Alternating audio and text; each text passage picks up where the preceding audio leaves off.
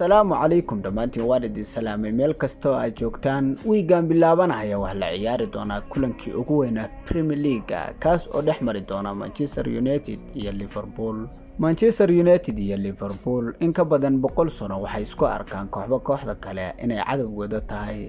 hase ahaatee kulankaanu waa ka xiiso badan yahay kuwii hore maadaama laba siyaaboodba uu xiisiisa ku wato. waa marka koobaad ee labada kooxood oo sidoodaba iska xiiso badnaa marka ay ciyaarayaan. hadda sanadan waxa u dheer in laba macallin oo challenge uu ka dhaxeeyo inay iska hor imaanayaan. Arne Slot iyo Ten Hag waxay ciyaari doonaan wareegii saddexaad ee Premier League kaas oo ay isku arki doonaan Old Trafford. Manchester United-na ay Liverpool martigelin doonto. hase ahaatee Arne Slot labadii kulan ee ugu horeysay Premier League oo kooxdan hogaaminayay waa uu soo badiyay, halka Ten Hag labadii kulanna uu badiyay, kulanna laga soo badiyay.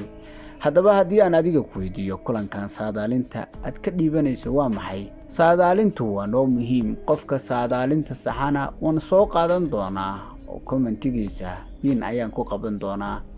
muuqaalkan waxaan doonayaa inuu noqdo kii ugu saameynta badnaa muuqaalada aan soo galiyay maadaama ay yihiin laba kooxood Premier League ugu faniska badan dhanka Soomaalida ay ciyaarayaan.